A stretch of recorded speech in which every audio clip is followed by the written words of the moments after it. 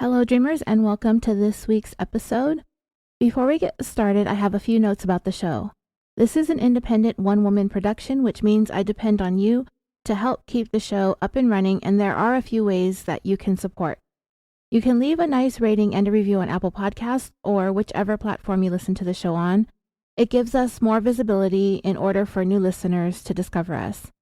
You can recommend us in true crime discussion groups and forums. You can follow the show on Facebook, Instagram, and Twitter. And if you have an extra $1 or $2 a month, you can join the show's Patreon. In doing so, you'll gain access to dozens of full-length episodes you won't hear anywhere else. And if a subscription isn't for you, but you would still like to help support me and the puppies, you can do so with a one-time donation through PayPal using the email californiapod@gmail.com. This week, I'd like to thank Camilla H., Lee B., Nancy B., Joyce L., DDJ, Aaron S., Marie P., Chris P., April G., Christina H., Linda N., and Jennifer G. for either joining Patreon, raising your pledge, or donating through PayPal. All right, let's get started with this week's episode.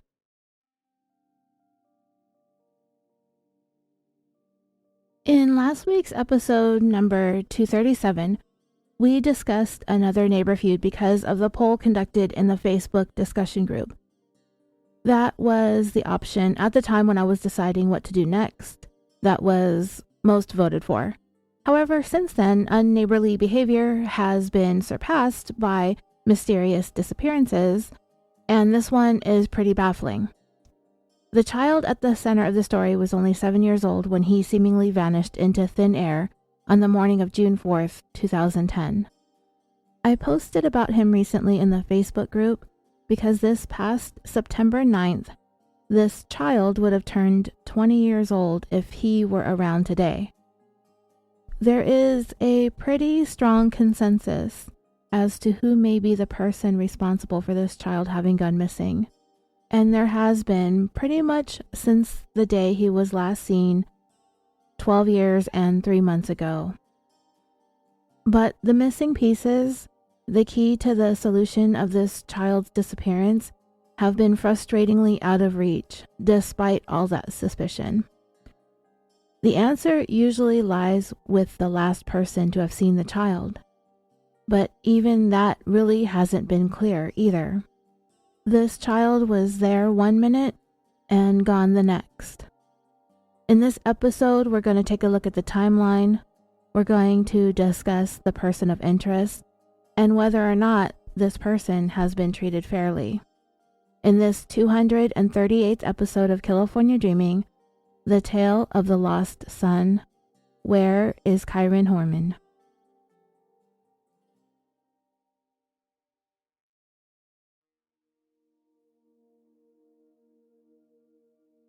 The backdrop of our case today is the largest city in the state of Oregon, which makes up part of the Pacific Northwest region of the United States. While Oregon sits atop the state of California, Portland is pretty far north in the state, some 300 miles or 482 kilometers away from the California border. But it's less than 10 minutes away from the northernmost state in the Pacific Northwest, Washington. With more than 650,000 residents, Portland is the 26th most populated city in the country, and about 50% of the entire population of the state lives within the surrounding metropolitan area. Portland was named after the other Portland in the state of Maine. And having been close to the end of what is commonly known as the Oregon Trail, people were moving west. The population of the area began to grow in the mid-19th century, unless you died of dysentery. This is not considered a vacation series episode because at least one of the primary characters in this case is a native of California. And full disclosure, dreamers, there is so much misinformation, conflicting information, and different versions of the same thing that I hope that I got most of this story accurate. And if I didn't, we can talk about it in the discussion group or on social media, and I can do a short follow-up in an upcoming episode if I get anything wrong here. So Kyron Horman was born to parents Kyron Horman and Desiree Young on September 9th, 2002. His dad was, and still might be, an engineer who at the time worked for Intel, a company that develops and manufactures semiconductors, computer hardware, autonomous cars, automation, and artificial intelligence. On this website that I found called realitychatter.com, it listed other things that Kyron Horman is. He was married twice, with divorces coming relatively shortly after having a child with each woman. He belongs to a gym. He works for Intel. He's a University of Washington graduate. He's a Mason from a long line of Masons, and his brother, Christian with a K, was convicted of sexually abusing a child. I had not heard about this case going on with Kyron's uncle, Kane's brother, so I briefly looked into it, and according to an article I found on williametteweek.com, it said that Christian Horman was arrested in February of 2009 for an incident that occurred back in October of 2008 when his ex-wife's 15-year-old daughter was visiting. The article stated, Snohomish County Superior Court records say that Christian Horman, 32, was living with his girlfriend, her mother, and his 1-year-old son in Bothell, Washington. On October 24, 2008, the daughter of Christian Horman's ex-wife stayed at his house while his girlfriend was out of town. The records say that Christian invited the girl to sleep in his bed. He massaged her back and then began rubbing her in inappropriate areas. The girl left the bed and called her mother, and Christian Horman apologized. When police interviewed him, Christian at first said that he was asleep and couldn't remember what had happened. Finally, he confessed, according to our court records, saying that he was trying to arouse and initiate relations with the girl. Police asked Christian what he was thinking about after the girl pulled away. He then revealed that there was a history of abuse in the Horman family, court records show, and he said that his grandfather had abused him. Christian was sentenced on June 16, 2010, to 6 months in jail. So that was kind of a little bit of an interesting side note that happened around the same time that our story today is taking place. So back to Kyron's parents. Kyron and Desiree, they were married in 2000, but while she was pregnant with Kyron in 2002, Kyron was having an affair. From my understanding, Kyron is somewhat of a habitual offender when it comes to cheating, so that doesn't bode very well for him when it comes to being a sympathetic character in this case. They had been having marital problems before they got pregnant. When they found out, they decided to give the marriage another go, but the reconciliation did not last long, and they separated a month before Kyron was born. Desiree moved to her parents' house 4 hours away from Portland to the city of Medford, Oregon. A month later, on September 9th, 2002, Desiree gave birth to Kyron. The couple's divorce was finalized in 2003. For about the first 2 years of Kyron's life, Kyron and Desiree shared custody of him. They managed to make it work even though they lived 4 hours apart. However, sometime in either late 2003 or 2004, Desiree was diagnosed with some serious problems with her kidneys, and if I'm not mistaken, she ended up relocating to Canada where she received medical treatment. She came back to Oregon a couple of months later, but because of her ongoing medical conditions, she made the difficult decision to give Kyron's father primary custody.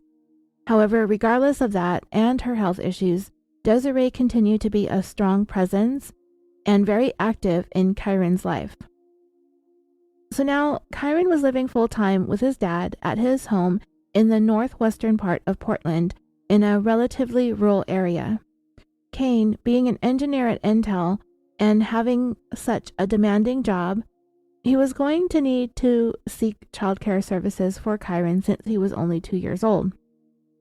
He turned to a woman who had been friends with Desiree prior to Kyron being born, and that woman was Terri Moulton.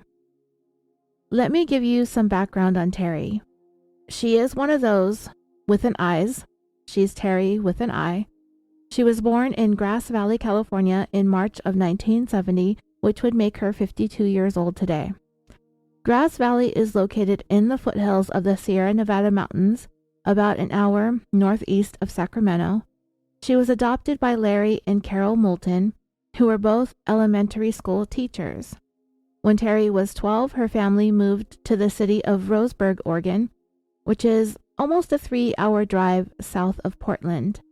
They lived in a nice, well-kept middle-class neighborhood. Nothing particularly remarkable about Terri's upbringing other than the fact that she was adopted, the circumstances of which I'm not sure about. There could have been some issues going on there, but we just don't know. At least I don't know. Terri graduated from high school in 1988. From there, she went to Umpqua. I'm gonna go and see how that's pronounced. Hold on. Yay, nailed it. Okay, so from there, she went to Umpqua Community College, which is where she began dating a young man named Ron Tarver. 3 years later, in November of 1991, Terri and Ron got married. She was 21 years old at the time. They moved to Albany, Oregon, a little more than halfway between Roseburg and Portland. They started off managing a public storage facility before borrowing money from Terri's mom and dad and purchasing a restaurant franchise called Chubby's. However, the business failed, and 3 years later, Terri, Ron, and her parents filed a lawsuit against Chubby's, claiming that they were misled in terms of the investment that they were making into the franchise, that what they were told that they needed to invest was not enough to operate the franchise. They ended up winning their lawsuit and a settlement of $250,000. Terri and Ron wanted to start a family, but Terri apparently was unable to get pregnant for a while. She, years later, stated in a post on social media that when she was in her 20s, she didn't think that she would be able to have children, but she ended up giving birth to 2. Terri found out in March of 1993, when she was 23 years old, that she was pregnant with her first child with husband number 1, Ron. On January 26, 1994, Terri gave birth to a boy that she named James Logan. However, before their son even reached the age of 2, the marriage was on the rocks. Both of them had extramarital affairs. They quickly divorced. Terri was granted primary custody of their son, and Ron later on agreed to pay Terri child support. So it doesn't sound like that it was a thing that went through the court system, but rather Terri just was to be sent payments voluntarily. After her divorce from Ron, Terri apparently attended Hamburger University, which is located in Chicago, Illinois. She returned to Oregon, where she worked at a McDonald's in the city of Cottage Grove. She began dating a man named Richard Ecker, who would become husband number 2 in August of 1996, when Terri was 26 years old and her son James would have been 2.5. They lived in Springfield, Oregon, which is also a little less than 2 hours south of Portland. So we're basically moving north and south, up and down along the 5 freeway here throughout the state. That's where these various cities are situated. On March 29th, 1998, around 2 in the morning, the car Terri was driving was hit by a drunk driver. The accident apparently left Terri with long-term health issues, including migraines and a pinched nerve in her spine. The recovery was long. Terri was unable to work, so she decided to enroll in college while she worked through managing the ongoing back pain. She attended Northwest Christian University, where she ended up earning a degree in elementary education. It was her father-in-law, Chuck Ecker, a teacher himself, that encouraged and inspired her to become a teacher, which I thought was kind of odd because both of her parents were school teachers, so I'm not sure why they weren't the ones who encouraged and inspired. Maybe they did or tried to, and Terri just didn't listen or want to listen. She did get married when she was young. They were 21 years old, and it's not the youngest persons to ever get married, but it's still kind of young. And that would have been the time that Terri would have been finishing her education, but she decided to get married and start a family of her own instead. So, husband number 2, Richard, he not only encouraged Terri to pursue her higher education, he helped her pay for it too. 2 years after Terri and Richard were married, in August of 1998, Richard officially adopted Terri's son, James. James's biological father, Ron, struggled to make ends meet following his divorce from Terri. He was unable to keep up with his child support payments, so after discussing it with Richard, Terri suggested to Ron that maybe it would be best if he gave up his parental rights in order to allow her husband to adopt James, to which Ron agreed. Richard's parents were strongly against their son adopting James. They just didn't think it was a good idea to make that kind of commitment. I mean, he could always divorce Terri if things went south, but adoption is adoption, and that's forever. Richard did it anyway, but his parents believed that Terri pushed him to do it, so he did. In 2000, Terri graduated with her degree in elementary education. She obtained her teaching credentials. She, Richard, and their son James moved to the city of Beaverton, Oregon, about 15 minutes outside of Portland, where Terri hoped to find a teaching job. They ended up purchasing a home a little further east of Portland in the city of Aloha in February of 2001. Again, Terri turned to her parents for help in getting the house. A month later, Terri got a job as a substitute teacher in the local school district. For the rest of that school year and through the 2001-2002 school year, Terri steadily worked at different schools as a relatively long-term substitute, meaning she'd be subbing for several months each time she was assigned a class. Colleagues described Terri as dedicated to the job, but one of the stricter substitutes that they had. Unfortunately, Terri's marriage to Richard began to form cracks during this time, and in 2001, the couple separated. Another teacher Terri had become friends with was also on the verge of a divorce, and she asked Terri if she would be interested in renting a room at her house, since her marriage was breaking down as well. Terri accepted the offer and moved in with this co-worker. However, this co-worker would come to rue the day that she asked Terri to move in. Apparently, Terri was terrible to live with. For some reason, Terri had taken it upon herself to rearrange the furniture, and she had even moved this person's bookshelves out into the backyard with all of the books on it, and it ended up raining on everything, ruining all of the books. When she discussed this with Terri, she seemed completely oblivious as to what the problem was. In January of 2002, after less than 6 years of marriage, Terri and husband number 2 divorced, and she was granted primary custody of their son, and it was ordered that Richard would pay $169 in child support. So, this is probably one of the reasons why Richard's parents tried to warn him to not legally adopt James. What if things didn't work out? This would be the consequence of that. He would be financially responsible for the child until he's 18.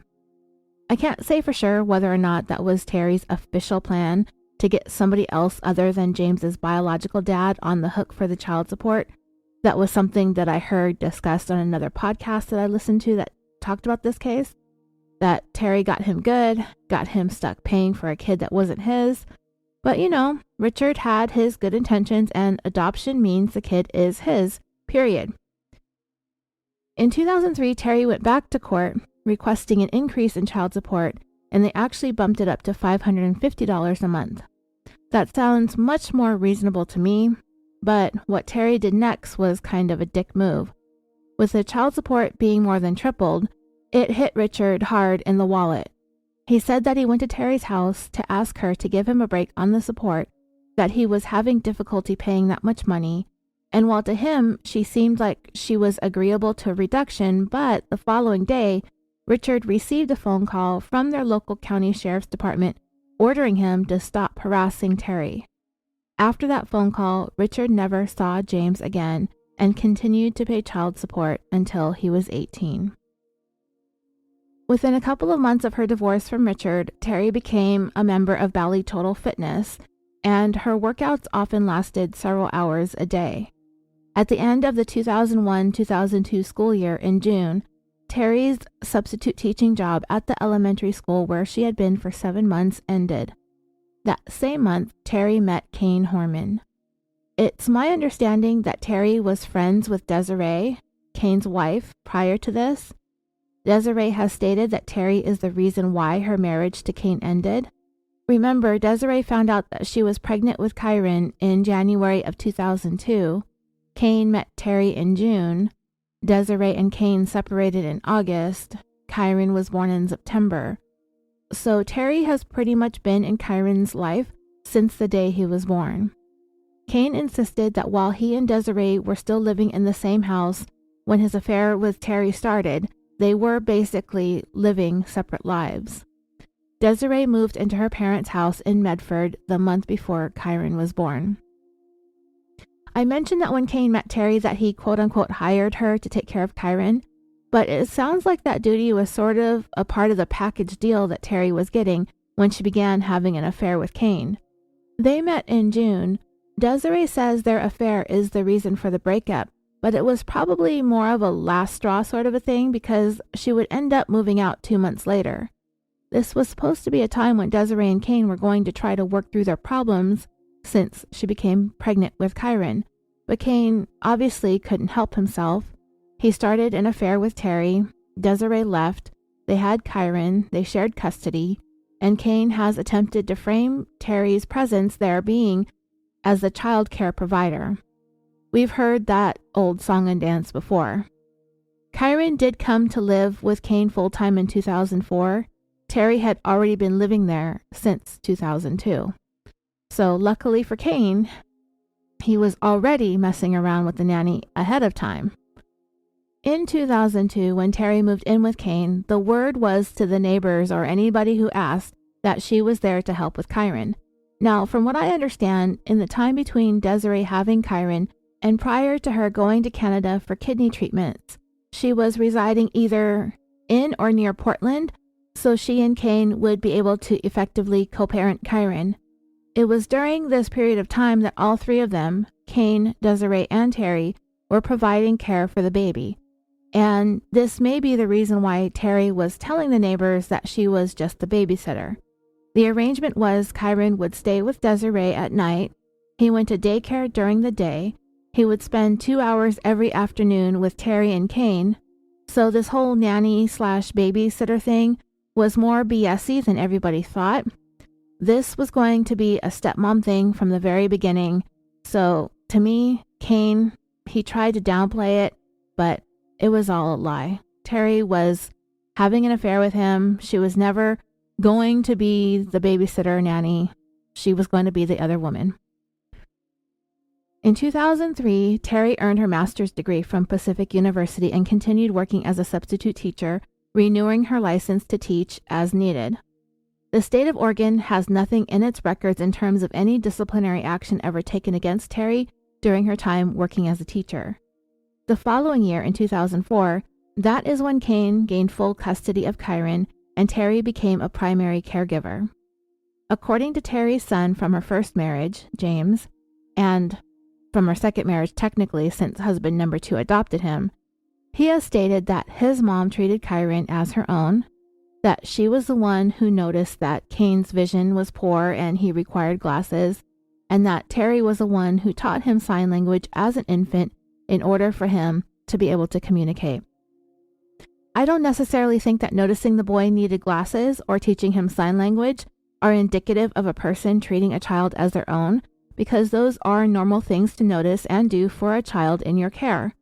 It's been reported that Terri did embrace her role as Kyron's stepmother, but it's also been reported as time went on that she grew to despise him too.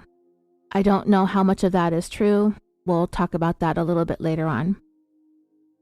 In January of 2005, Terri resumed going to the gym again, but this time her goal was to participate in a bodybuilding competition. There are a few pictures of Terri online in competition, and she clearly worked hard to get there. However, back in 2010, a contestant who stood next to Terri on the stage during one of the competitions said that Terri was a bit out of place there. She said in an article on InsideEdition.com that Terri came to the competition unprepared, stating, "The reason that I remembered her was because she was polite and I felt sorry for her. She was standing next to me prepping and she was not professional at all. Whoever was training her did not do a good job." So dreamers, I don't know anything about the bodybuilding world, so take that assessment how you will. When it came to Kane, he has stated when Terri began bodybuilding and training, he noticed an abrupt and extreme change in her overall behavior. That she was not only becoming very self-centered and self-absorbed, she also developed a short fuse and a hot temper. Kane is quoted as having said, "She's not eating a lot of food, she's exercising twice a day, she's up at 4 o'clock in the morning, she's not sleeping at night, so we get just general irritable behavior towards everyone around her." Yeah, I'd be unpleasant too if my schedule was anything like that. Kane also said that Terri was using over-the-counter stimulants and fat burners in high doses. From January to April of 2005, Terri lost 62 pounds. By the end of April, she had bulked up and tanned up. She competed in the Emerald Cup bodybuilding competition that took place in Bellevue, Washington. She came in 4th out of 35 contestants, and that was it. Terri was one and done when it came to competitive bodybuilding. On July 10, 2005, Terri was pulled over while driving on the 5 freeway with her son James in the car. A breathalyzer was administered and Terri blew a 0.15. She was arrested and charged not only with a DUI, but with also reckless endangerment of a child because of her son being in the car. She pleaded guilty, and while the consequence was a $600 fine and to enroll in an alcohol diversion program, the real consequence was the fact that the reckless endangerment of a child conviction would preclude her from teaching anymore. So all that college work and her degrees, her bachelor's and her master's, were effectively worthless. During this time, Terri admitted to Kane that she had been drinking regularly, but claimed that it was to help her go to sleep. She had described this time following her bodybuilding loss as a very low point in her life. So to me, this sounds like the beginnings of a downward spiral for Terri. I don't know about all of you listening, but I get the feeling that throughout much of Terri's adult life, she's been somewhat teetering on the edge of spiraling. For the years since she first got married when she was 21 years old, until the time she came in 4th place in that bodybuilding competition, it seemed like Terri was just a step or two away from losing it. But she managed to barely hang on, relying on her parents, going from one husband to the next. Then, when her son's biological dad wasn't carrying his own weight financially, she managed to get husband number 2 to adopt him. It makes you wonder if Terri even really had any intentions of staying with husband number 2 for the long run, as if she got the adoption in place just in case the marriage didn't work out, she would be covered either way. If that was the case, then well played, Terri with an I. Well played. And if we look at this from a practical standpoint, Terri's stock has kind of dropped in value pretty quickly since the beginning of 2005. She probably felt really good about herself from January through April when she was working out and training for the bodybuilding competition. However, Kane said that she was irritable with a bad temper. She came in 4th out of 35, which isn't bad, but it's still not a win. And then she suddenly gave up on bodybuilding. Then her substituting job ended in June. Then in July, she caught a DUI and reckless endangerment charge, which ended her teaching career. But even with all of this going on in her life, Kane hung in there with her, stood by her side, at least for the time being. In December of 2005, Terri got a job as an assistant manager at a Red Robin restaurant. That lasted until August of 2006 when she decided to quit. Then in December of 2006, Terri and Kane and her son James and his son Kyron moved to a house that Kane purchased in rural northwest Portland. And about 5 months later, on April 15th, 2007, Kane and Terri got married. It seemed like it was kind of a spontaneous thing. They were on vacation with Kane's parents in Kauai, Hawaii. They were in their swimsuits. It wasn't a formal affair, and Kane's dad was the one who presided over the wedding. So Kane is standing by his woman despite all the troubles that she's had. In fact, a month after they got married, he bought Terri a brand new candy apple red Ford Mustang because that's the best, most practical kind of car to get for a mother of two. And we know that the family is going to be growing. Her vanity plate for this car was RDSQRL, Red Squirrel, which is her nickname. By this time, Terri was an assistant manager at a place called the Newport Bay Restaurant. In March of 2008, Terri found out that she was pregnant. The news kind of surprised Kane because he was not expecting to have any more children, and we already know how much Kane just loves not staying in committed relationships with the women that he impregnates, so I'm going to go out on a limb here and say things are only going to go from bad to worse for Terri. The fact that his initial reaction is a surprise, not because it was a pleasant surprise, but because he didn't want to have any more kids, makes me think that this is kind of a big red flag that things are not going well between the two of them. On November 12, 2008, Terri gave birth to their daughter that they named Kiara, and for the time being, Terri focuses her time and attention on the new baby, constantly posting pictures of her on social media. But according to Kane, he told the media later on in the summer of 2010 that Terri suffered from postpartum depression. I looked this up, and Kane had said to ABC News, quote, "She went through some postpartum depression after the birth. Her emotional state was just more erratic." Kane described Terri's behavior as changing drastically after the baby was born. She had very little patience with the older kids, James and Kyron. He said it seemed okay in the beginning, but as the months passed, Kane started seeing how angry Terri would get at things like the baby not going to sleep. By the time the baby was 6 months old, Terri was seen by a doctor and prescribed antidepressants. By May of 2009, according to Kane, his marriage to Terri had become troubled. He attributes the difficulties in the marriage to the postpartum depression, but based on what happened later on that year, I can't help but feel like that's somewhat of a cop-out for Kane. Knowing how this story is going to end, I'm almost fairly certain that Kane started cheating on Terri, like he did with Desiree. We already know Terri's emotions are quite wobbly. If having a new baby caused her to struggle with postpartum depression, imagine what Kane's extracurricular activities would do to her. But she was once the other woman too. Terri wrecked a home, and now she's having her home wrecked. But we do know that in the end, Terri Horman is the one that's going to come out the other end of the story looking really, really bad. But you know what? Desiree in recent years, she's turned on Kane, pivoting from having stood together in solidarity for somewhat of a period of time against Terri. Time has given Desiree the opportunity to see things a little more clearly. The truth is, Kane was having a sexual relationship with Terri while he was married to Desiree and while she was pregnant with Kyron. Terri was right there, ready to swoop on in as soon as that stepmom position opened up. Kane stood by her through her random decision to get into bodybuilding. He stood by her when she was convicted of DUI and reckless endangerment. He stood by her when her bachelor's and master's degrees got tossed into the garbage as a result, ending her teaching career. He stood by through it all, and he went on to marry her, and he went on to have a kid with her, and he continued to stick by her while her behavior and emotions were becoming erratic, and none of this he ever shared with Desiree. He kept it all from her. And that's why, when Desiree became aware of all this mess, she eventually no longer stood in solidarity with Kane. I knew this going into the story. I started off this episode not a fan of Kane's at all. Not a fan of Terri's. I'm not a fan of anybody's in the story. I think everybody is messed up on all sorts of levels. I just think that that's something for us to chew on when we think about this case, as we make our way through this timeline. If Kane knows Terri had a drinking problem, it's also possible that Terri was taking steroids while she was doing her bodybuilding.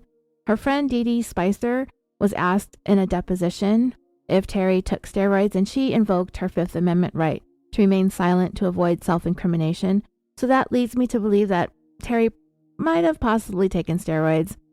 So drinking, steroids, which can affect people's behaviors and emotions. Kane knows about the DUI. He knows about the reckless endangerment conviction. He knows about the postpartum depression. He's throwing all this stuff out there to throw Terri under the bus, but the fact is, He stood by this woman for 8 years and never warned Kyron's mother about any of it, the woman who was primarily taking care of their child. Terri may not have clean hands, but you know what? Neither does Kane. Sometime in November or December of 2009, Terri became acquainted with the landscaper who took care of the grounds at Skyline Elementary where Kyron was a student. She claimed to have hired him to take care of the gardening work at her home, but apparently without Kane's knowledge. I've heard Terri explain the reasoning behind this being that Kane wanted her older son James, who would have been 15 years old at the time, to take care of the yard work. So in order to help him with that, she hired this landscaper unbeknownst to Kane. I guess Mom thought it was just too much for her son, so she secretly hired this guy to do it. The landscaper's name is Rudy Sanchez, but I'll probably just continue referring to him as the landscaper. So it was sometime in January of 2010 that this landscaper would allege that Terri offered him $10,000 to kill Kane. The landscaper did not reveal this information until 6 months later, on June 26, 2010. On or about that time, the case that we're discussing today, it broke 22 days earlier on June 4th, 2010. I just find it suspicious that the landscaper waited to report this alleged attempt on Terri's part to hire him to kill Kane. It was something that he should have reported when it happened. But anyway, the landscaper said the reason behind this is Terri found out that Kane was having an affair at work. So Kane strikes again, starting relationships outside of the ones that he's in, either during their pregnancies or shortly afterwards. We don't really know just yet how serious Terri was about this whole thing, about hiring the landscaper to kill Kane, if it even happened at all. It's been speculated that Terri was having her own affair with the landscaper. She may have said it in jest. She may have been dead serious. It may not have happened at all. But what we do know is that the murder plot never came to fruition. Kane was not killed. But you know, Kane is a serial philanderer, and he did it in the past, and Terri knew that. He did it with her, and he would do it to her. That's on Terri. She was the other woman. She stayed with him, she married him, she had a kid with him, and it surprises none of us that he did it again.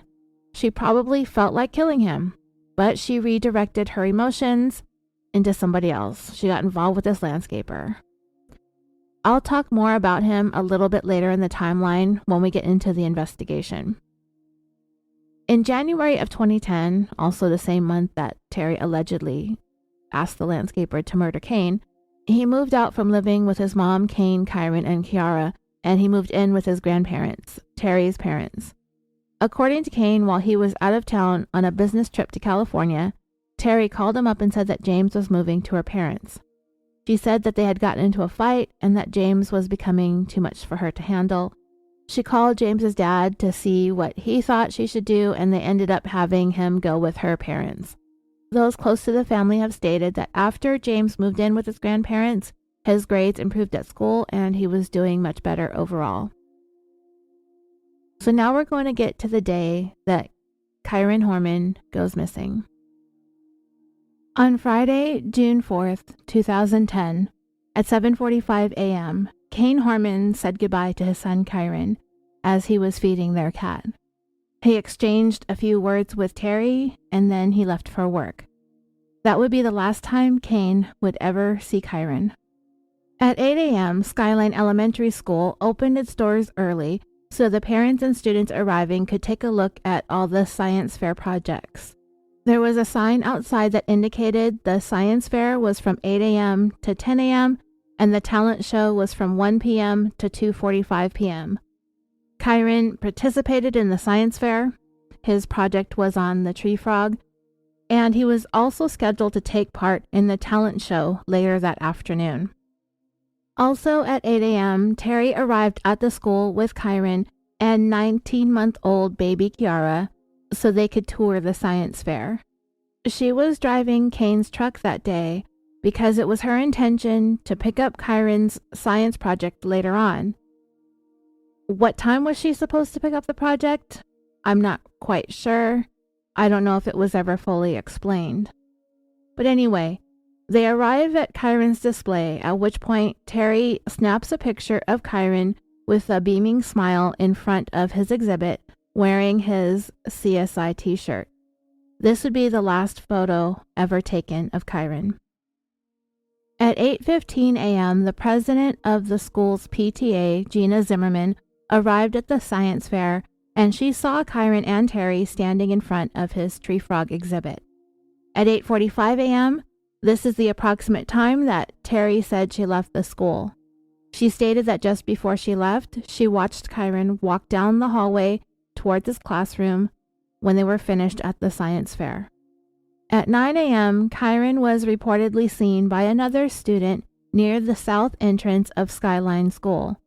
At first, investigators said this was the last time anyone had confirmed seeing Kyron, but later on, they would roll back on that assessment. Now, as it stands, there has been no credible sightings of Kyron after 8:45 a.m. For the next hour and a half, Terri was busy running errands at several locations around the area. The first place she went to was a Fred Meyer, which is about an 11-minute drive from the elementary school. I've never seen a Fred Meyer in person. I've never been to one. And when I looked it up, there's a reason for that. They are a chain of what is described as a hypermarket with locations in Oregon, Washington, Idaho, and Alaska only. A hypermarket is a big box store that combines both a grocery store and a department store, which is essentially designed to allow for one-stop shopping for the customer. The first Fred Meyer that Terri went to is located in Hillsboro, which is where Terri thought she had a prescription for Kiara, who had an ear infection, but it turned out that the prescription was made at a different Fred Meyer pharmacy. But because she did make a purchase for which she had a receipt, at the time stamp that she was there was at 9:12 a.m., 27 minutes after leaving Skyline Elementary. 27 minutes after Terri last said she saw Kyron. At this point, if we believe Kyron never made it to class, we have to wonder, where is he at? Where was he between 8:45 and 9:12, the time stamped on the receipt? He was not seen in the Fred Meyer with Terri and Kiara. He was not seen in her vehicle. So, where is he? Between 9:30 and 10 a.m., Terri was seen at a second Fred Meyer store located in Beaverton, which is a store that had the prescription. A witness named Andrea Leckie would testify before a grand jury on or about August 17, 2010, so a little more than 2 months later, that she had an encounter with Terri that she described as odd. Andrea knew Terri from the gym. She used to work there and would only speak to Terri briefly in passing, as either when she arrived or left the gym. Andrea said the encounter at the Fred Meyer was the longest one that they had ever had. According to an article on CBSNews.com, Andrea said that Terri told her that she had just come from the science fair at Kyron School and even showed her the picture of him standing in front of his tree frog exhibit. Andrea stated, "The only thing I think was significant is that she showed me a picture of Kyron next to his project. I think the thing that seems odd about it, perhaps, is we were just passing each other by, and in a few seconds, with her daughter being sick in her arms, made it a point to show me the picture." There are some things about this statement that slightly bother me. One thing is, I don't know if Terri is going to be at the Fred Meyer necessarily carrying Kiara in her arms. I did take a virtual tour of one of their stores in the Seattle area, and this place is no joke to walk around in. But the pharmacy is towards the front. The front end of the store almost looks like a mall. When you walk in, to your immediate left is a Starbucks on the grocery side of the place. To your right is a jewelry store. Next to that is an electronics and home entertainment shop. And next to that is the pharmacy. I know Terri is only going in there for one thing, which is Kiara's prescription. But still, the wait at the pharmacy can be long. And lots of parents would probably grab a shopping cart, even if it is a quick trip. Another thing is Andrea is saying that she saw Terri between 9:30 and 10. Terri is there to get a prescription. She probably either has her purse or maybe even her diaper bag with her. She has to wait in line to get her medication. And with all of this stuff and supposedly having a 19-month-old baby in her arms, she allegedly went through all of the trouble of fishing her phone out from wherever it was to show a person that she hardly knows one single picture that she took of Kyron at the science fair. The way Andrea framed this interaction, it's clear that she believed that this was an attempt to establish a memorable appearance at the store. In other words, an alibi. But an alibi for what? The timing seems to line up with what Terri Horman has described her whereabouts being that morning. 8:45, leaving the school. 9:12, time-stamped receipt at Fred Meyer number 1. And between 9:30 and 10, the encounter with Andrea. An encounter that she described as odd some 2.5 months later, after Terri Horman has been completely and totally vilified by the media. Andrea had time to ruminate and ponder that encounter and pair it with everything that she's been hearing in the news. To me, I think Andrea's statement can be taken with a grain of salt, not only because of the potential media bias, but also because it really doesn't mean anything. It's not evidence of anything, outside of the fact that it verifies Terri's whereabouts within the hour and 15 minutes after she left the elementary school. Also, at approximately 10 a.m., the science fair came to an end and classes for the day at the school began, which would be rather unusual, right? Because of the science fair. If I remember correctly, when it came to the science fair, they would have it set up in the auditorium or in the multi-purpose room, and then parents could come and see the exhibits and whatever. And throughout the day, each class would line up and get to walk through the displays, so each student would have a chance to get to see all of the exhibits in an orderly fashion. I don't know if this is what Kyron's school did, but it does explain why classes didn't officially begin until 10. Kyron should have been with his homeroom teacher, Christina Porter, who marked him absent when she called roll. So now, it's been an hour and 15 minutes since Terri left the school, and there have been no confirmed sightings of Kyron anywhere in the school, and then he's marked absent at 10. This is when calls should have been made to Kyron's parents to find out why he had an unexcused absence. I don't know if it happened or not. I don't think it did, because later on they made some legislation requiring parents to be contacted before the end of the school day if their child has an unexcused absence. So Kyron's absence, it went unnoticed beyond the teacher marking it in her roll book. Nobody else was ever notified. Sometime between 9:30 and 10, which also falls into the same time frame Andrea said she encountered Terri at Fred Meyer number 2, Terri stopped by the Magic Dry Cleaners located in Beaverton. She left Kiara in the car just for a minute or two while she dropped off some dry cleaning for Kane. The owner verified that Terri came in by herself and that she was inside for a very short period of time to drop off clothes. After the dry cleaners, Tammy went to Michael's Arts and Crafts store, also in Beaverton. She was in there for a few minutes, exiting the store shortly after 10 a.m. Investigators would view surveillance camera footage from all 4 of these locations and were able to verify that Terri was at each place roughly when she said she was. Her whereabouts were accounted for until approximately 10:10 a.m. There is no indication that Kyron is with Terri at this point. He's not seen with her by any witnesses, nor on any surveillance footage.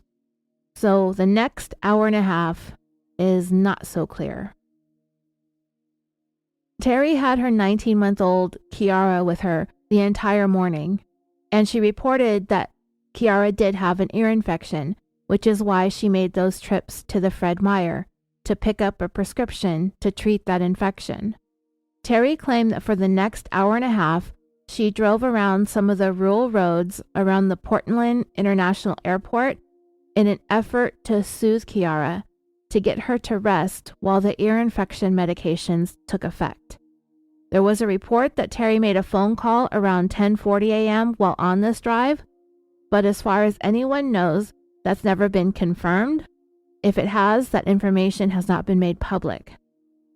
This is the time that people tend to believe that Terri either disposed of Kyron or possibly even killed him. There's going to be an allegation that Terri possibly had help from a friend of hers named Dee Spicer. I will talk a little bit more about her in a few minutes. So much has been made about Terri's cell phone pinging at a tower on or around Sauvie Island. This is located approximately 6 miles or 9.5 kilometers away from the elementary school. Extensive searches of the area were made, including dive teams, but nothing was found. I had a little bit of a difficult time figuring out more information about this phone ping and when it allegedly happened, but I did read that it happened in the morning. Here's the thing. I Googled how far away can a cell phone ping a tower. I found an article on smallbusiness.com that stated, the maximum distance between a cell phone and a cell tower depends on many different factors. The connecting technology, landscape features, the power of the transmitter in the tower, the size of the cell phone network cell, and the design capacity of the network all play a role. Sometimes the cell tower transmitter is set to low power on purpose so that it doesn't interfere with neighboring cells. Often hills, trees, and other buildings interfere with transmission. Any of these factors might prevent you from getting a signal even if a cell tower is quite close. A typical cell phone has enough power to reach a cell tower up to 45 miles or 72 kilometers away. Depending on the technology of the cell phone network, the maximum distance may be as low as 22 miles because the signal otherwise takes too long for the highly accurate timing of the cell phone protocol to work reliably. Typically, cell size outside of urban areas means cell phone signals may have to travel up to several miles. So this is why the triangulation of 3 towers is used to pinpoint a person's location. Like in the Lori Vallow and Chad Daybell mess, they were able to triangulate the location of Lori's brother Alex's cell phone right down to the fire pit on the Daybell property. And that has an accuracy of within 500 meters or a third of a mile. Terri was apparently driving to a variety of locations that morning, so her phone hitting the tower on Sauvie Island means little to nothing to me. Terri's next verified location was when she checked into her gym at 11:39 p.m., which was a 24-hour fitness back in the city of Beaverton. This is where Terri regularly worked out, and several people who worked at the gym or who were members of the gym were very acquainted with her. She checked Kiara in to the daycare. She worked out for close to an hour, and after talking to some of her friends for a few minutes, she left the gym with Kiara at 12:40 p.m. So now we're going to talk a little bit more about Dee Spicer. And we're going to roll back the timeline to sometime between 10 a.m. and 11 a.m. So Dee Spicer is said to have been doing a gardening job at a home that is located near the Horman residence. The family who reside in that home reported that Dee, who was working there, inexplicably went missing between 10 and 11 a.m. and did not return to complete the gardening job until 1 p.m. They even said that they tried calling Dee's cell phone numerous times, but were unable to reach her. The residents of this home also reported that Dee's vehicle never left where it was parked outside, even when Dee's whereabouts were unknown. When they saw her car but did not see Dee, they started to become very worried that something bad had happened to her, and they continued trying to reach her by phone, but they never made contact with her. At 1 p.m. that afternoon, Dee returned to the gardening job without providing any explanation as to where she was at. Whatever this disappearance means or what it suggests can only be speculated on. It does overlap with the time that Terri claimed that she was driving around to soothe Kiara in the car. It's been theorized that Dee Dee and Terri got together during this time. However, later on, when Dee Dee was deposed for a civil lawsuit that Desiree filed in 2012, Dee Dee took the fifth on almost 150 questions that she was asked about this case. To some, it seems suspicious as to why she wouldn't want to answer the questions, but she does have every right not to. Pleading the fifth is no better or no worse than mildly embellishing the details of your encounter with Terri the day that Kyron went missing, like possibly Andrea did when she saw her at the Fred Meyer. Over the years, because Dee Dee has been a supporter of Terri's, they believe that she knows more about Kyron's disappearance and possibly had something to do with it or helped her out because of this unexplained disappearance in the middle of the day, on the day that Kyron went missing. Okay, so Terri worked out at the 24-hour fitness for about an hour until 12:40 p.m. She checked Kiara into the daycare, as I stated a few minutes ago. And there are lots of people who are hung up on the fact that Terri took Kiara to the gym daycare even though she had an ear infection. As stated, among the things that Terri said she did that morning after running her errands is that she drove Kiara around in order to soothe her to sleep or to allow for the prescription medications to kick in.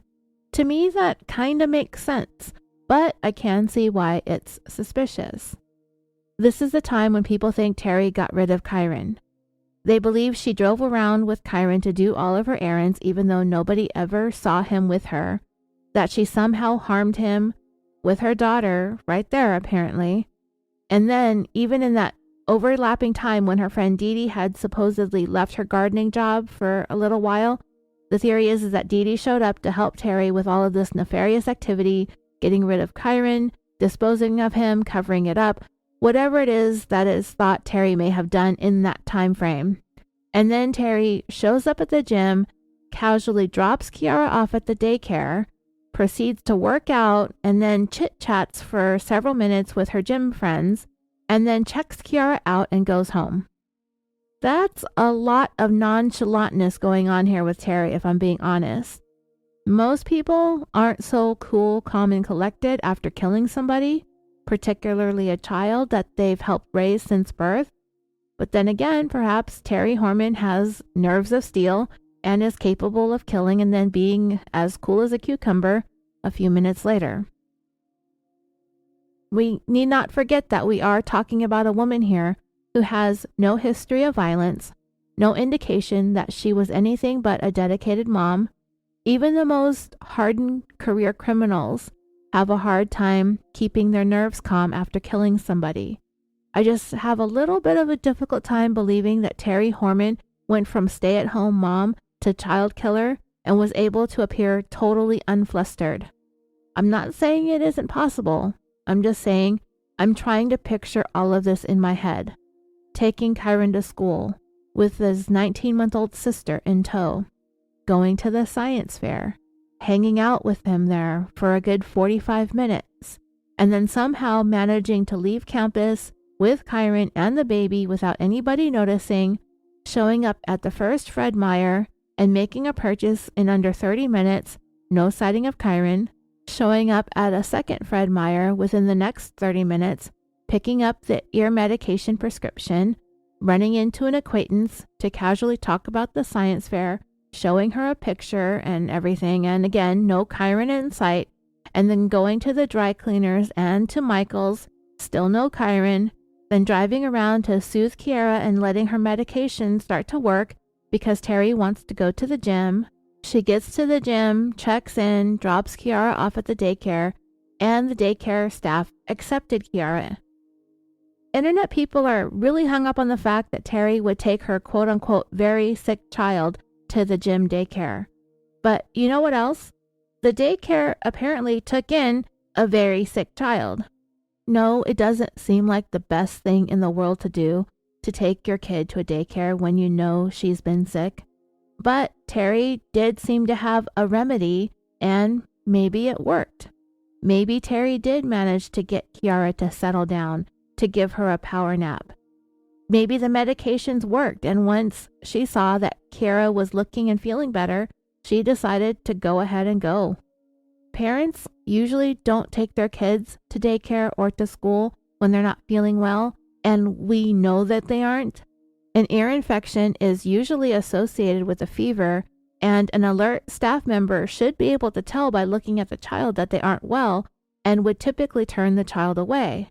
It's policy. No matter what the kid has, they can't allow sick kids into the daycare to prevent the spread of germs.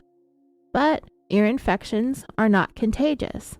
Even if Kiara did have some residual lethargy, the staff or whoever are familiar with Terri, if she told them that it was just an ear infection, that she gave her some fever meds or antibiotics, that she just had a nap and she's feeling fine, the staff may very well have just let Terri pass.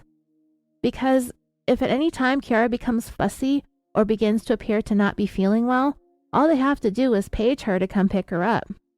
Terri finished her workout, talked to her friends for a few minutes, and left the gym at 12:40 p.m., and there was still no sign of Kyron. Now, before you jump all over me for being so defensive of Terri's timeline here, this is where I get suspicious. The talent show at Kyron's school was scheduled to start at 1 p.m., and it was to end at 2:45 p.m. Kyron was supposed to perform at the talent show, and Terri was supposed to be there to see him perform, to give him support, to cheer him on. Kyron's teacher reported that Terri did not tell her that she wasn't going to attend, and apparently Terri is always present when Kyron is participating in any school event or activity. Another parent or their student, who was a friend of Kyron's, was expecting to see both him and Terri at the show, and they were surprised that neither one of them showed up. So we know for a fact that Kyron was supposed to perform, right? So I have to ask, if Terri was supposed to be there, why was she a no-show? Was she a no-show because she knew Kyron would not be there to perform? Because she knew he was missing? Because she had something to do with him going missing? That would be very suspicious, right? That she had the knowledge that Kyron would be absent from the talent show, so she didn't bother going after she left the gym. But she could have also not gone to the talent show because she wasn't planning on going. We're taking the word of witnesses who are saying that Terri is always the one that comes to the school to support Kyron. Really? It's always Terri? His stepmother? What about his actual mom and his dad? Do they never come to see Kyron do anything? I again feel like witnesses could possibly be biased against Terri when making this sort of sweeping generalization about Terri always being the one to support Kyron, especially since she has both a teenager and a toddler of her own to take care of. I'm not quick to believe that Terri is always the one that was there and was always the one who was ever expected to show up to these things. This is the end of the school year. Kyron is about to advance to the next grade. The schools always put on these big productions at the end of the year for parents to see all the hard work that their children have accomplished. Families usually make a big deal out of these things. Parents, we know this. Not only do the parents make the effort to come to these events, grandparents often show up too. Yet these witnesses want us to just believe what they have to say at face value, that Terri is the only one who is supposed to be there and nobody else? Because that's precisely what happened. Nobody else showed up for Kyron either. Kyron's mother Desiree has said tearfully in interviews that she wishes she could have been there for Kyron to see his science fair project. We've seen her on TV crying that if she was there, none of this would have ever happened, but she said she had to work. I believe she lives some distance away at this point, so perhaps she gets a pass. She couldn't make it to both the science fair and the talent show. That's fine. I'll accept that. Sometimes you just can't get out of work. It bothers me a little bit that she didn't even try for the talent show though. But I get it. But what about her parents? Kyron's grandparents. They could have gone, no? This might be sounding a little bit judgy on my part, but we're passing lots of judgment on Terri Horman for many of her actions on that day too. Dreamers, my biggest problem for me when it comes to this talent show, just as big of a problem as Terri not showing up for it, if not more so, is the fact that Kyron Horman failed to show up for it also.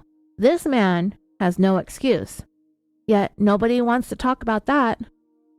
I'm going to skip ahead a little bit in the timeline so I can complain about Kyron. His workday came to an end at 1:45 that day, June 4th, 2010. He already missed the science fair, and the talent show is only halfway over. Not only did this guy not attempt to rush over to the school to see his son's performance, he didn't even try to get off work early so he could be there for the show at all. It's a Friday. Kyron is an engineer at Intel. I'll never believe this guy couldn't slip out of work an hour early to go see his son perform. I just don't buy it. After he got off work at 1:45, he went home. He arrived at home at 2 p.m. instead of going to the school to try and see that talent show. When he got there, he said that Terri was already there too, using her laptop. He has stated that he gave Kiara a kiss, got some food, took that into his office at home to work some more until 3:30. Then he said at 3:30 he put Kiara's shoes on to get her ready to go and walk to the bus stop to meet Kyron, who is supposed to be at the talent show. Why are you meeting him at the bus stop? Why aren't either one of you at his school to pick him up? And his science fair project. That's one of the things that bugs me about this case too. It's the one thing that makes me suspicious of not only Terri but also of Kyron. What about the science fair project? We were told early on in the timeline that Kyron and Terri had switched cars because supposedly so Terri could pick up Kyron's science fair project. When exactly was that supposed to happen? I'm really bothered by the fact that neither one of them, Kyron or Terri, seemed all that concerned about trying to get to the talent show that day because it would have made sense. I'm bothered that Terri left the gym at 12:40 and didn't go straight to the talent show to support Kyron. Maybe, just maybe Terri felt like going to that talent show, which was supposed to last for an hour and 45 minutes, was too long to expect her 19-month-old to sit still and just decided to go home. But then that would leave nobody being there for Kyron. And this is when both parents need to show up so that they could take turns helping to take care of the baby. I'm bothered by the fact that Kyron couldn't even be bothered to go to the talent show either, when I know he would have been able to get off work early that day. He left work at 1:45. It was a Friday. There's no way I'll believe that he couldn't do it, especially if he found out that Terri wasn't going to be there either. Why would both Terri and Kyron not go to the talent show? Why did they both go home that afternoon? Because what the two of them were doing that afternoon at their house, at least what they said they were doing, it's almost as if there wasn't even a talent show to be concerned with at all. Okay, at 1:21 p.m., this is about 40 minutes after leaving the gym and 21 minutes after the talent show had started, Terri was at home, and that was the precise time that she uploaded the pictures of Kyron at the science fair to her Facebook page. There have been reports that Terri supposedly never uploads pictures of Kyron onto her Facebook, that all of her pictures are of Kiara. Again, I have to take this with a grain of salt, because I would find it hard to believe that in all the 7 years that Terri had been helping to raise Kyron, that never once did she ever post pictures of him on her social media. Granted, Facebook wasn't around until 2 years after Kyron was born, and I don't know when Terri joined, But even so, this is the same kind of sweeping generalizations that was made earlier. The one about Terri being the only one who ever went to Kyron's school activities. And I have to ask, which is it? Is Terri the only parent in Kyron's life that ever showed up for him for anything that he did at school? And in all those times, she never ever once took pictures of him and put them on Facebook. She never posted anything at all ever so that Kane could see if he checked his Facebook at work or something, or even his mom, Desiree, if she tagged him. She never posted pictures of anything, yet she's the only one who ever went to his school activities. Look, Facebook launched in 2004, and I have to say that most of the people that I'm friends with on Facebook, they seem to join from the mid to late 2000s. I joined in 2008. Some joined after 2010, but pretty close to it. You know, we always look at that date when we accept friend requests, because if someone just joined in 2022, then it's kind of suspicious, right? I mean, who just joins? What adult just all of a sudden decided to join? Terri and Kane had Kiara in November of 2008, right smack in the middle of when millions and millions of people were flooding to Facebook.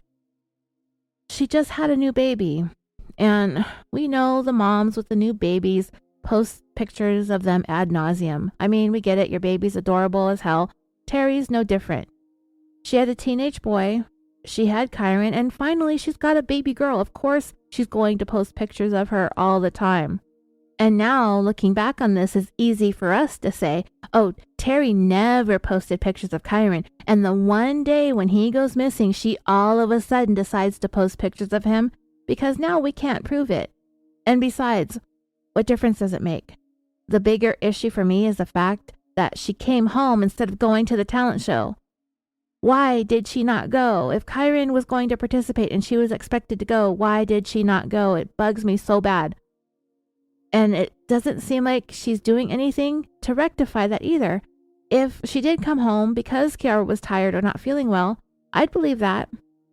If she had texted around to see if either his mom or his dad or his grandparents could go to support him instead, I would believe that too. But nobody went. Terri didn't go. Kane didn't go. Desiree didn't go. Nobody went. And I have a problem with both Terri and Kane when it comes to that. And by the way, I did read an online blog that Terri uploaded the pictures of Kyron at the science fair into an album on Facebook that she captioned June 2010. And this album was said to have contained pictures of both Kyron and Kiara. So you can take that how you will, if you want to believe it, if you don't. I'm finding lots of conflicting information about this case all over the internet, and wrong information too, which is why I was unable to finish this in the time frame that I wanted to. I went into this not knowing the full details of everything that happened minute by minute the day that Kyron vanished. So I'm learning and coming into my own conclusions as I go along here. But I, like many of you in the Facebook discussion group, had a really strong suspicion about Terri Horman going into this. But the more I read, I get more mystified than suspicious, if nothing else. So back to the timeline. At 1:45 p.m., Kyron Horman, his workday ended, and he gets home to get ready for the weekend. This is 45 minutes after the talent show started, and only 24 minutes after Terri uploaded those photos of Kyron. Around the same time that Terri uploaded those pictures, she sent Kyron's teacher an email asking when she was supposed to pick up Kyron's science project. Terri had taken Kane's truck instead of her Mustang because she wasn't sure when she was going to need to take it, but she found out that the displays were going to be kept up the whole day. I'm suspicious of this email because, going back to the talent show again, if Terri was supposed to be there, then when the talent show was over, school would be dismissed, Kyron would not have to take the bus home, he could ride home with Terri, and his tree frog project could be picked up. But none of that happened. So I think that when Terri was sitting there at her computer uploading pictures of Kyron and his project, it dawned on her that she still needed to pick the thing up, that maybe she was supposed to take it with her after the talent show but she ended up not going, so she sent that email instead to kind of cover her tracks. Because look, if Terri knew at 1:30 that afternoon she still needed to pick it up, she could have still gotten it at the same time she got Kyron. But she apparently had no plans to go to the school to get him at all. But then, neither did Kane. God, this bugs me so much that the two of them just sat at home during that talent show, knowing damn well that Kyron was supposed to be in it, that at least Terri was supposed to be there, that she had Kane's truck to pick up that science project, that it would not make any sense at all to just show up at the school and pick up the science project and let Kyron ride the bus home. It bothers me that they both did that they just sat at home. Kane apparently just continuing his work from his home office. Yeah, I mentioned that earlier. He allegedly continued to work from home as the talent show was going on, not going to see his son perform, not going to the school, not picking up his son's project, not picking up his son. He just sat there on his computer, Terri on her computer, allegedly waiting until 3:30 to walk to the bus stop together to meet Kyron. Yep, that's their story. It's as if they knew. It's as if the bus stop was going to be their big reveal, the big moment in front of all of the witnesses. Kyron isn't on the bus. Kyron isn't where he's supposed to be. Oh my God, where's Kyron? But guess who else isn't where they're supposed to be? Everybody who should have been at that talent show supporting Kyron. And guess what again? Kyron wasn't there either. Did Terri know that? Did she know that Kyron wasn't going to be there? Did Kane not show up because he knew Kyron wasn't going to be there? Or did Terri not show up because she had a fussy toddler? And did Kane not show up because he totally could not duck out of work an hour early, and he just had to go home to his office and work some more and not go to the talent show that clearly nobody is at? Is everybody just sitting casually at home, and by everybody I mean Kane and Terri, on their computers, knowing in the back of their minds that Kyron is performing without one single member of his family there to cheer him on? Or are they sitting there knowing in the back of their minds that he's dead? The talent show ended at 2:45. At 3:30, Kane, Terri, and Kiara all walked together to meet Kyron at the bus stop. Because Kane doesn't raise any questions to Terri about the science fair project or the talent show, it leads me to believe that he has no expectation or reason to believe that Terri should be anywhere else but at home. But she had his pickup truck that day to pick up the science project. She was allegedly supposed to be at the talent show. Terri sent an email to the teacher asking when she should pick up the science project. I don't know if she ever got a reply, but neither one of these people should be walking to the bus stop to meet Kyron. They should have been at that damn talent show, or they should be heading to the school to go pick him up and his science project. But they didn't. They went to the bus stop, and as we know, Kyron never got off the bus. In talking to the bus driver, Kane and Terri found out that Kyron did not get on the bus when the driver picked up the kids from Skyline Elementary. At this point, Kane and Terri, with baby Kiara in tow, rushed back home to get into their vehicle in order to drive to the school, ostensibly to see if Kyron is there waiting for them to pick him up. When they arrive, they discover that Kyron isn't there either. Not only that, they discover that his teachers marked him absent all day.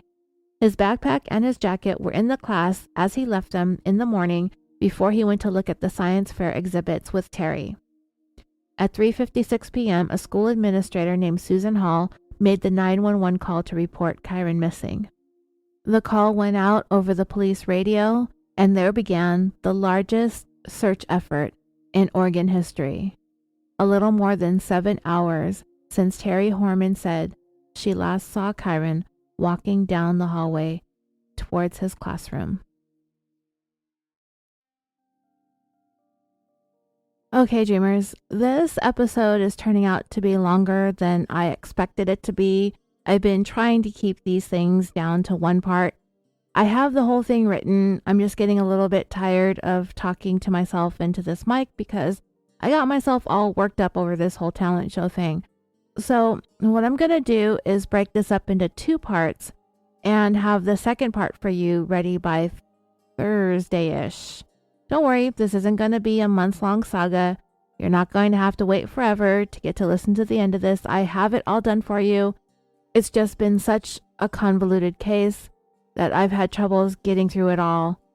I'll be back very shortly with the second half of this for you. As always, thank you for listening. I'm your host, Roseanne, and until next time, sweet dreams.